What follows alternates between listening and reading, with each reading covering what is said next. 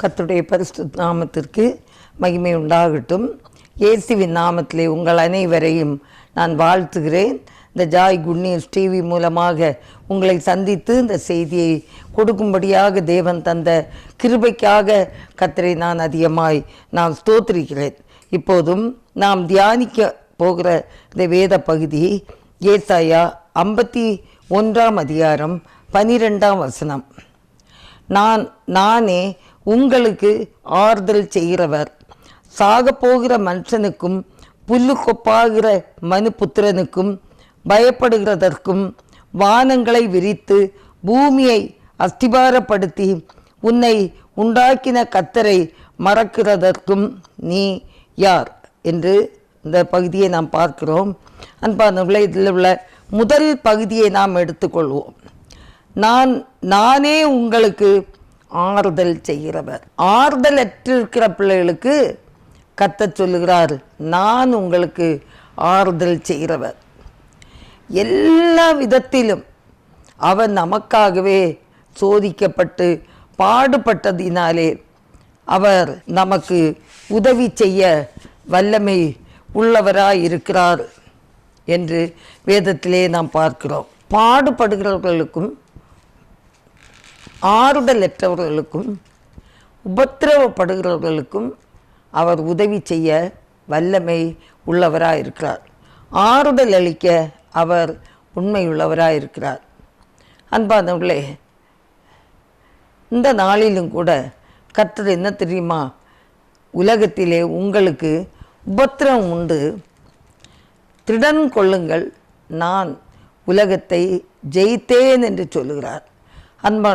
அன்பானவர்களே, உலகத்தில் பிறந்த எல்லாருடைய வாழ்க்கையிலும் உபத்திரவங்கள் உண்டு. ஆனால் அதன் மத்தியில் தேவன் என்ன செய்வார்? ஆறுதல் அளிக்கிற தேவனாக இருக்கிறார். நம்ம அவருடைய முகத்தை நோக்கி பார்க்குற நேரத்தில் அவர் நிச்சயமாக நமக்கு ஆறுதல் தருகிற தேவனாக இருக்கிறார். 2 கொரிந்தியர் 1 அதிகாரம் 2-4 வரை பார்க்கும்போது, நம்முடைய பிதாவாகிய தேவனாலும் கர்த்தராகிய இயேசு கிறிஸ்துவினாலும் உங்களுக்கு கிருபையும் சமாதானமும் உண்டாவதாக. நமது கர்த்தராகிய இயேசு கிறிஸ்துவின் பிதாவாகிய தேவனும் இரக்கங்களின் பிதாவும் சகல விதமான ஆறுதலின் தேவனுமாயிருக்கிறவருக்கு ஸ்தோத்திரம். தேவனால் எங்களுக்கு அருளப்படுகிற ஆறுதலினாலே எந்த உபத்திரவத்திலாகிலும் அகப்படுகிறவர்களுக்கு நாங்கள் ஆறுதல் செய்ய திராணி உள்ளவர்களாகும்படி எங்களுக்கு வரும் சகல உபத்திரவங்களிலேயும் அவரே எங்களுக்கு ஆறுதல் செய்கிறவர். அல்லேலூயா. எந்த உபத்திரவத்தில் அகப்படுகிறவர்கள் நம்ம என்ன செய்யணும்? உதவி செய்ய ஆயத்தமாக இருக்கணும். இயேசு கிறிஸ்துவும் நமக்காக சகல பாடுகளையும் சகித்தார். பிசாசினால் சோதிக்கப்பட்டதும் உண்மை.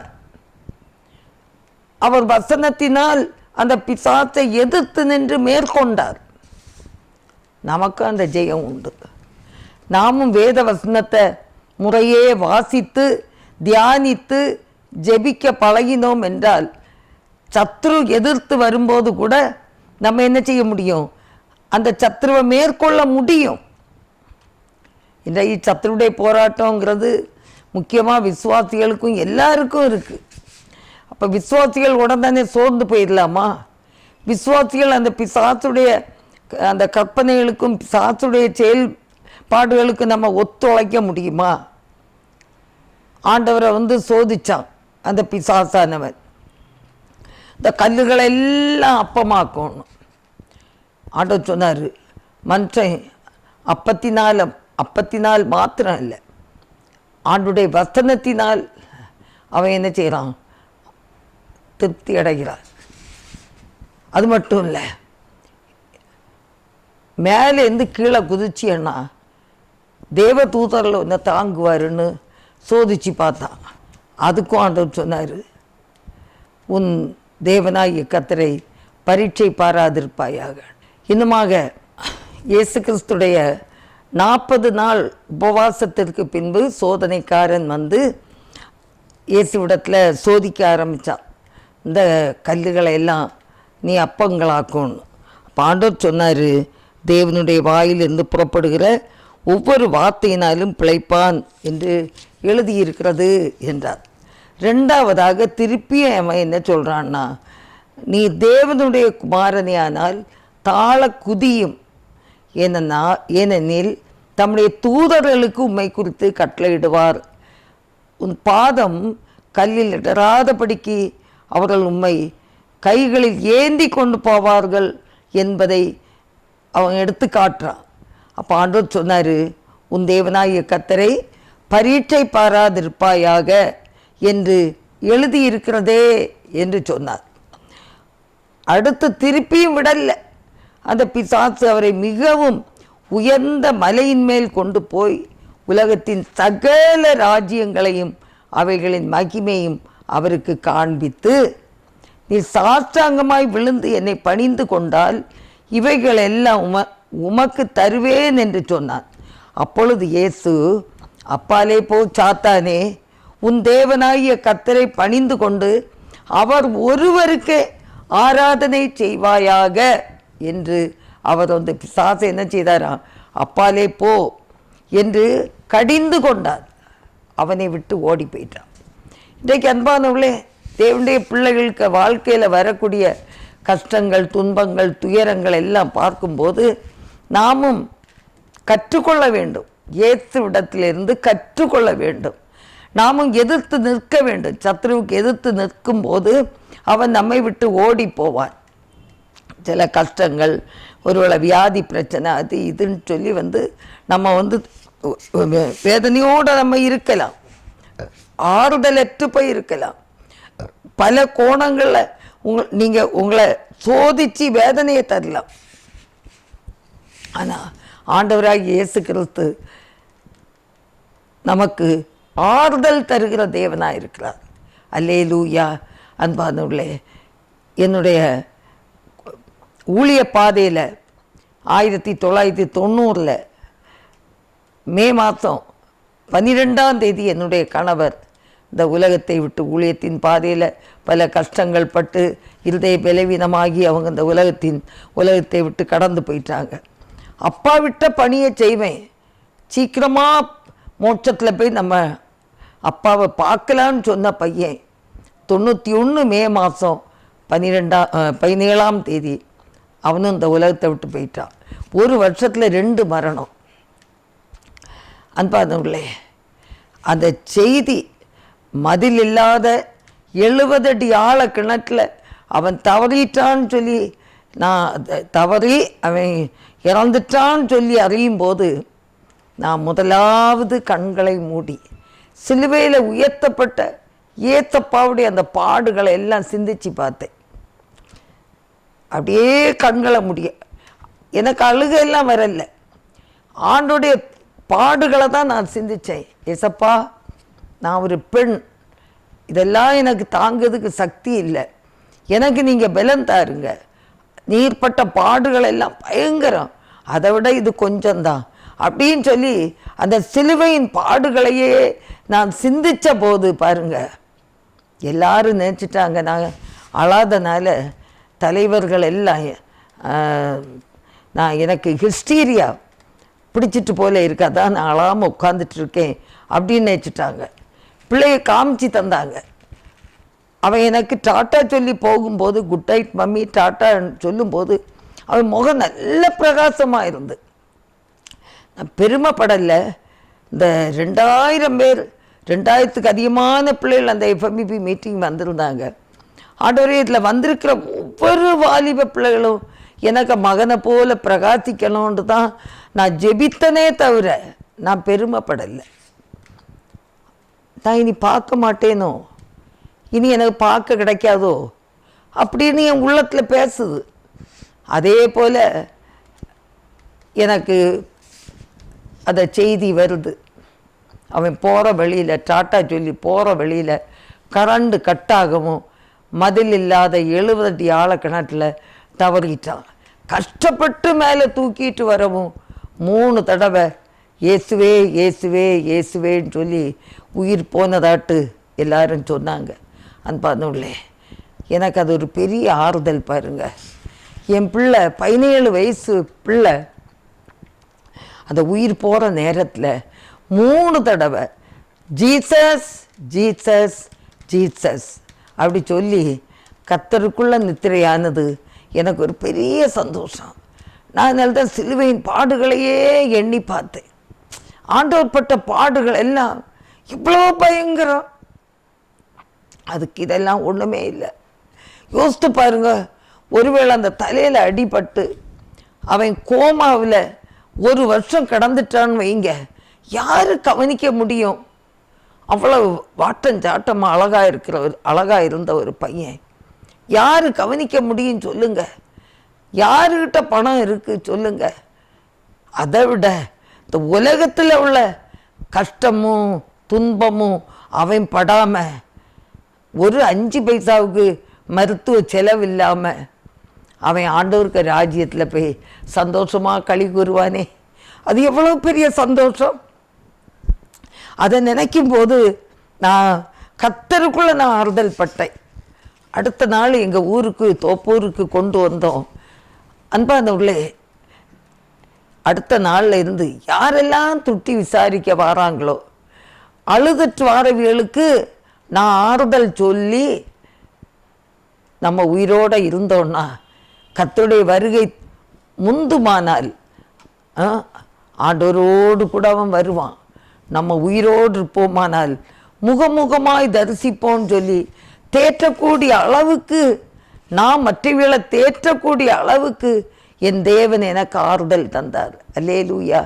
அன்பானவர்களே, எந்த வகை உபத்திரவத்தில் இங்கே சொல்லப்படுகிறது 2 கொரிந்தியர் 1:4 தேவனால் எங்களுக்கு அருளப்படுகிற ஆறுதலினாலே எந்த உபத்திரவத்திலாயிலும் அகப்படுகிறவர்களுக்கு நாங்கள் ஆறுதல் செய்ய திராணி உள்ளவர்களாகும்படி எங்களுக்கு வரும் சகல உபத்திரவங்களிலேயும் அவரே எங்களுக்கு ஆறுதல் செய்கிறவர். அல்லேலூயா. அன்பானவர்களே, தகப்பன் தன் பிள்ளைகளுக்கு இறங்குறது போல அவர் தமக்கு பயந்தவர்களுக்கு இறங்குவார். இப்போ ஒருவேளை நீங்கள் ஆறுதல் இல்லாமல் இருந்தீங்கன்னா இயேசுவை நீங்கள் நோக்கி பாருங்க. அவர் உங்களுக்கு சகல ஆறுதலின் தேவனாய் இருப்பார் என்பது வேத வசனம். அதை நீங்கள் 100க்கு 100 நம்புனீங்கன்னா நீங்கள் ஆறுதல் அடைவீங்க.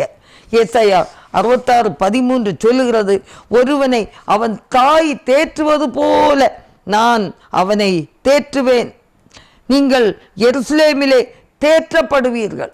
அன்பானவர்களே, தாய் தேற்றுவது போல நான் உங்களை தேற்றுவேன், நீங்கள் எருசலேமில் தேற்றப்படுவீர்கள். எருசலேம்னா எருசலேமுக்கு போகணும்னு சொல்லலை, நீங்கள் இருக்கிற இடத்துல ஒரு பகுதியில் நீங்கள் அமைதியாக நீங்கள் முழங்கால நின்று நீங்கள் இயேசுவை நோக்கி பார்க்குற இடம்தான் எருசலேம்.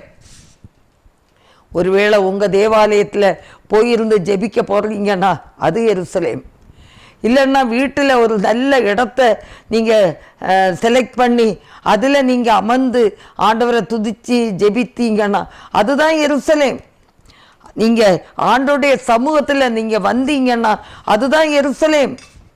எருசலேம் என்பது எங்கேயோ எருசலேமுக்கு அங்கே டிக்கெட் எடுத்து போகிறதுக்கு சொல்லலை. கர்த்தருடைய பாதப்படி ஆண்டோடைய சமூகம், கர்த்தருடைய சமூகத்தில் யாரெல்லாம் வந்து அவரை நோக்கி பார்க்கிறார்களோ அவர்களுக்கு ஆண்டவர் ஆறுதல் அளிக்க வல்லமையுள்ள தேவனாக இருக்கிறார். அல்லேலூயா. அன்பானுள்ளே, கர்த்தர் கைவிட மாட்டார், கர்த்தர் கைவிட மாட்டார். அன்பானுள்ளே, அவர் நம்மை அதிகமாக நேசிக்கிறார். அது மட்டும் இல்லை, சில நேரத்தில் நான் கூட நினைப்பேன், சிலரெல்லாம் சில நேரம் என்னை விசாரிக்கவே மாட்டாங்க. ஏன்னா ஒரு நிமிஷம் அந்த இதயத்தில் படும். ஆனாலும் எப்படி இருக்கான்னு கேட்கலையே, உன் பிள்ளை எப்படி இருக்கான்னு கேட்கலையே, உன் பேரன் எப்படி இருக்கான்னு கேட்கலையே, அப்படியெல்லாம் எனக்கு கொஞ்சம் அப்படி ரீல் ஓடும். ஆனால் வேத வசனம் என்ன தெரியுமா சொல்லுது? அவர் உங்களை விசாரிக்கிறவரானபடியினால் உங்கள் கவலைகளை எல்லாம் அவர் மேல் வைத்து விடுங்கள் என்று சொல்லி பார்க்கிறோம். நம்ம கவலை எல்லாத்தையும் யார்கிட்ட வைக்கணும்? கர்த்தர் மேல் வைக்கணும். அவர் தான் விசாரிக்கிறவர். குடும்பத்தில் உள்ளவிய விசாரித்து நமக்கு என்ன நன்மை கிடைக்க போகுது? ஒரு நன்மையும் கிடைக்க போகிறதில்ல. ஒருவேளை நேரடியாக பேசி கேட்பாங்க. அப்போ நம்ம சில நேரம் இந்த களங்கம் இல்லாமல் ஒரு கஷ்டத்தை சொல்லிட்டோன்னு வச்சுக்கிடுங்க, பேக் பைட்டிங், பின்னால் போய் முதுகை கடிச்சிட்டு நிற்பாங்க. அவளுக்கு அப்படி தான் வேணும், அவளுக்கு அப்படி தான் வேணும் அப்படியெல்லாம் சொல்லுவாங்க. அதனால் கர்த்தர் விசாரிக்கிறாரா? அவர் மேல் உங்கள் கவலைகளையும் உங்கள் தேவைகளையும் சொல்லி பாருங்க, சொல்லி பாருங்க, நீங்கள் சோதிச்சு பாருங்க. அவர் உங்களை இயேசு கிறிஸ்து ஆறுதல் படுத்துகிறாரா இல்லையான்னு சொல்லி நீங்கள் வேணால் சோதிச்சு பாருங்க. அவங்க கவலைகளை எல்லாம் ஒரு அவருடைய பாதப்படியில், எருசலேம் என்கிற அந்த பாதப்படியில் நீங்கள் அமர்ந்திருந்து நீங்கள் உங்கள் கஷ்டம் நஷ்டம், பிள்ளைகளுடைய ரட்சிப்பு, கணவருடைய ரட்சிப்பு, உங்கள் குடும்பத்தின் தேவைகள் எல்லாவற்றையும் நீங்கள் கண்ணீரோடு நீங்கள் சொல்லி பாருங்க. அந்த அன்னாளை போல கண்ணீரோடு சத்தம் போட்டு சொல்லணும்னு நான் சொல்லலை. அந்த அன்னாளுக்கு சத்தம் கூட வெளியில் வரலையாம் பாருங்க. அவளுக்கு உதடு மட்டும்தான் துடிச்சிருக்கு. கர்த்தர் ஜெபத்தை கேட்டார். சகல ஆறுதலின் தேவன் அவளுடைய பொருத்தனையை நிறைவேற்றி குழந்தை இல்லாதிருந்த அந்த அன்னாளுக்கு குழந்தை பாக்கியத்தை கொடுத்தார். அவர் தான் விசாரித்தார். கணவன் விசாரிக்கிறவராக இருந்தும் கூட அது அவளுக்கு எந்த ஆறுதலுமே இல்லை. சகல ஆறுதல் தேவன் தான். ஆனால் கணவர் சொன்னார், 10 குமாரரை காட்டிலும் நான் உன்னை எவ்வளவா நேசிக்கிறேன்னு சொல்லி பார்த்தாரு. இல்லை, அதெல்லாம் அவளுக்கு ஆறுதலாக இல்லை. கர்த்தருடைய சமூகம், ஆண்டோடைய சமூகத்தில் வந்த பிறகுதான் அந்த அன்னாள் ஆறுதல் பெற்றதும் இல்லை, அவளுடைய தேவைகள் அவளுடைய குறைபாடுகள் நீங்கினது என்று பார்க்கிறோம். சகல ஆறுதலை பெற்றுக்கொண்டாள். பின்பு அவள் துக்கமுகமாக இருக்கவே இல்லையா? அன்பானவர்களே, ஆண்டோடைய சமூகத்தில் நீங்கள் வாருங்க, ஆண்டவர் உதவி செய்வார். சங்கீதம் 86, 15, 16 எல்லாம் பாருங்க. ஆனாலும் ஆண்டவரே, நீர் மன உருக்கமும் இரக்கமும் நீடிய பொறுமையும் பூரண கிருபையும் சத்தியமுள்ள தேவன், என்மேல் நோக்கமாகி எனக்கு இறங்கும். உமது வல்லமையை உமது அடியானுக்கு அருளி உமது அடியானின் குமாரனை இரட்சியும். கர்த்தாவே, நீர் எனக்கு துணை செய்து என்னை தேற்றுகிறதை என் பகைஞர் கண்டு வெட்கப்படும்படிக்கு எனக்கு அனுகூலமாக ஒரு அடையாளத்தை காண்பித்தரலும் என்று தாவீது ராஜா கேட்கிறார். நீர் இரக்கமுள்ள தேவன் ஆண்டவரே, நீர் இரக்கமுள்ள தேவன். நீர் உமது அடியானுக்கு துணை செய்து தேற்றுகிறதை என் பகைஞர் காணட்டும், அனுகூலமாக எனக்கு ஒரு அடையாளத்தை காண்பியும் என்று கேட்கிறார். அன்பாதவர்களே, எவ்வளவு நெருக்கம் பாருங்க. அந்த நெருக்கத்தில், தாவீது ராஜாவுடைய நெருக்கத்தில் தேவனாலே அவர் ஆறுதல் பெற்றதால தான் அவர் இப்படி சொல்கிறாரு. இன்றைக்கு ஆண்டோடைய சமூகத்தில் வருவோமா? ஆண்டோடைய சமூகத்தில் நம்முடைய கண்ணீரையும் கவலைகளையும் நம்ம அறிக்கை செய்து அவரிடத்தில் சொல்லி, ஆண்டவரே எனக்கு இறங்கும் என்று கேட்போமா? அவராலே தேற்றப்படும் போது நாம் தேற்றப்படுவோம். ஒரு மனுஷன் சொல்லி தேர்தல் வரவே செய்யாது. அவரே நமக்கு ஆறுதல் செய்கிறவர். அவருடைய முகத்தை நாம் நோக்கி பார்ப்போம். எங்கள் அன்பின் ஆண்டவரே, இந்த வேளைக்காக நாங்கள் உம்மை துதிக்கிறோம், ஸ்தோத்திரிக்கிறோம். தகப்பனே, நீர் சகல ஆறுதலின் தேவன், சகல ஆறுதலின் தேவன். எந்த வகை உபத்திரவத்தில் அகப்பட்டவர்களுக்கு நீர் ஆறுதல் செய்ய வல்லமையுள்ள தேவனாய் இருக்கிறீர்தாம்.